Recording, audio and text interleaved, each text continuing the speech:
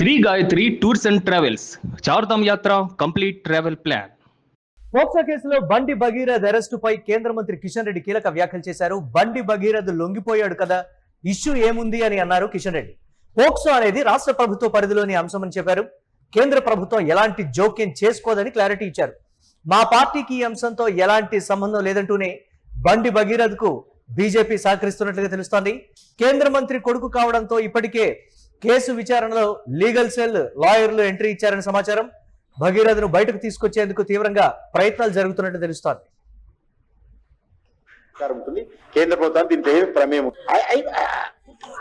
అది సరెండర్ అయింది కదా, ఇంకా ఇష్యూ ఏందో ఉందా? State government police, government of police కానీ వ్యవస్థ కానీ వేరే ఉంటాయి చెప్పండి. వెస్ట్ బెంగాల్ లో మా అమిత్ షా గారు విమానం దిగుతా అంటే రాష్ట్ర పోలీసులు అనుమతి ఇవ్వలేదు. ఫర్ ఇన్ఫర్మేషన్, ఉత్తరప్రదేశ్ ముఖ్యమంత్రి యోగా గారు విమానం దిగుతా అంటే స్టేట్ గవర్నమెంట్, స్టేట్ పోలీసులు అనుమతి ఇవ్వకపోతే పక్కన ఉన్నటువంటి ఒరిస్సా రాష్ట్రంలో దిగి ఆయన నుంచి రోడ్డు వెళ్లాల్సి వచ్చింది. కాబట్టి రాష్ట్ర ప్రభుత్వ పోలీసులకు సంబంధించినటువంటి అంశము రాష్ట్ర ప్రభుత్వాలకు పూర్తి అధికారం ఉంటుంది. పోలీసులకు దర్యాప్తు చేసి ఏ విషయమైనా చర్యలు తీసుకునేటువంటి అధికారం ఉంటుంది. కేంద్ర ప్రభుత్వానికి దీంట్లో ఏ ప్రమేయం ఉండదు. కిషన్ రెడ్డి కామెంట్స్ కు సంబంధించి మరిన్ని అప్డేట్స్ మా కరెస్పాండెంట్ సత్య అందిస్తారు. సత్య, అది రాష్ట్ర ప్రభుత్వ పరిధిలోని అంశం. మా పార్టీతో ఆ కేసుకి, బండి భగీరథ్ కేసుకు అనేది ఎలాంటి సంబంధం లేదు. కానీ తెర వెనుక మాత్రం లీగల్ సెల్ లాయర్లు ఎంట్రీ ఇచ్చారు. బెయిల్ కోసం తీవ్ర ప్రయత్నాలు జరుగుతున్నాయనేటువంటి మాట ఏంటి? ప్రభుత్వ పరంగా మాకు సంబంధం లేదని చెప్తూనే దీనికి సంబంధించి పార్టీ పరంగా తెర వెనుక జరుగుతున్నటువంటి మంత్రాంగాన్ని ఎలా చూడాలంటారు?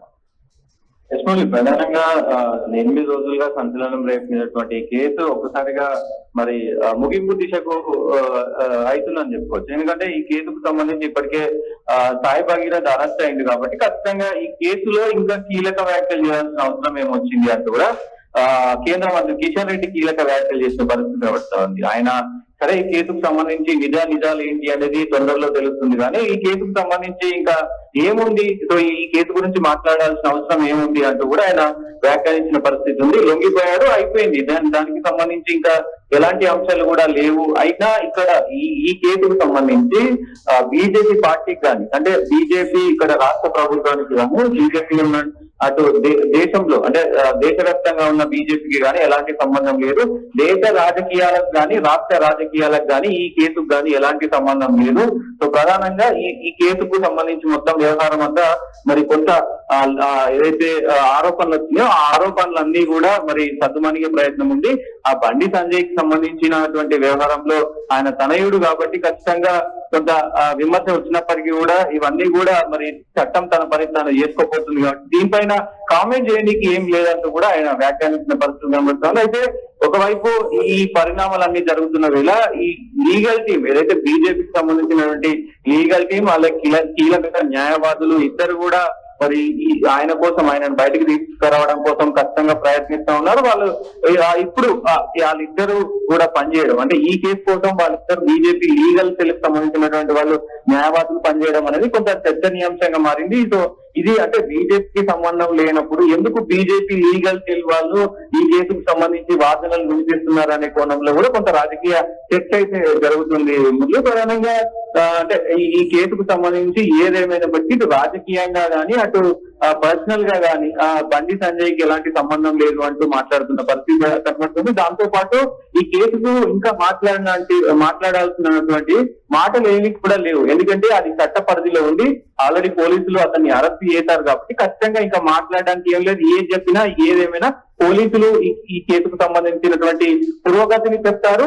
అటు కోర్టు ఈ కేసులో ఎలాంటి పరిణామాలు, ఎలాంటి శిక్షలు కావచ్చు, లేదంటే విడుదల కావచ్చు, ఇవన్నీ అంశాలు కదా కోర్టు చెప్తుంది అంటూ కూడా ఇలా వ్యాఖ్యానించిన పరిస్థితి కనబడుతా ఉంది.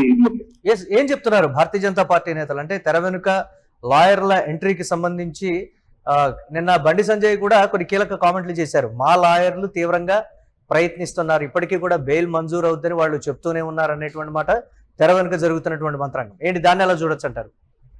ఖచ్చితంగా రాజకీయ కుట్ర అనేది ఇక్కడ ప్రధానంగా వినిపిస్తుంది. రాజకీయ కుట్రలో భాగంగానే ఇదంతా నడిచింది. దాంతో పాటు కావాలనే తప్పుడు కేసులు పెట్టారు, హనీ ట్రాప్ కు సంబంధించినటువంటి కేసులు కూడా పెట్టారు. సదరు ఎవరైతే బాధితురాలు ఉన్నారో ఆమె 5 కోట్ల భారీ మొత్తాన్ని కూడా డిమాండ్ చేసింది, నన్ను పెళ్లి చేసుకోవాలంటూ బ్లాక్ మెయిల్ చేసిందంటూ కూడా మరి ఏదైతే భగీరథ ఇచ్చినటువంటి కంప్లైంట్ లో ఏదైతే కరీంనగర్ లో ఇచ్చినటువంటి స్టేషన్ కంప్లైంట్ లో కూడా ఇవన్నీ కూడా రాసుకొచ్చిన పరిస్థితి కనబడతా ఉంది. ఖచ్చితంగా ఇప్పటికీ ఆల్రెడీ ప్రత్యేకమైనటువంటి దర్యాప్తు బృందం సిట్ అయితే కూకట్పల్లి డీసీపీ రితిరాజు నేతృత్వంలో ఈ సిట్ విచారణ ఇంకా కొనసాగుతుంది. దాంతో పాటు ఇంటరాగేషన్ లోకి తీసుకునే కూడా అవకాశం ఉండొచ్చు.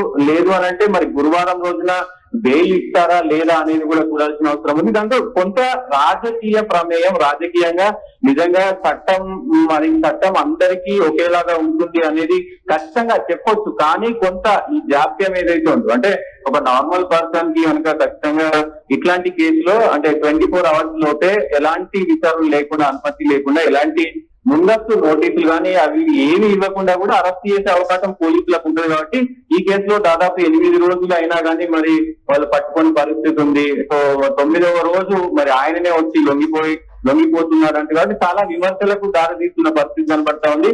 అంటే 8 రోజులైనా మరి మీరు ఏం చేస్తా ఉన్నారు, పోలీసులు 5-10 బృందాలు గాలిస్తున్నాయి.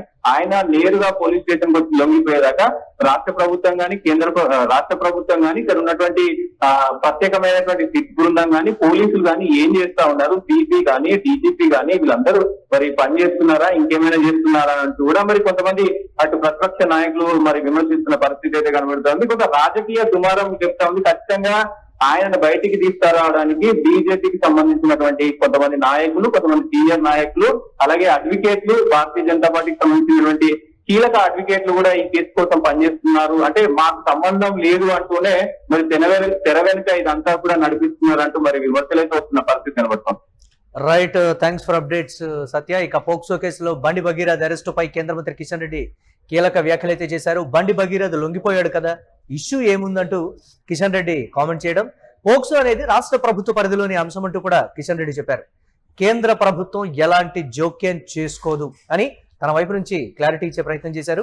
మా పార్టీకి ఈ అంశంతో ఎలాంటి సంబంధం లేదంటూనే బండి భగీరథ్కు బీజేపీ తెర వెనుక సహకరిస్తోందనేటువంటి విమర్శలు వస్తున్నాయి. కేంద్ర మంత్రి కొడుకు కావడంతో ఇప్పటికే కేసు విచారణలో లీగల్ సెల్ లాయర్లు ఎంట్రీ ఇచ్చినట్లుగా సమాచారం.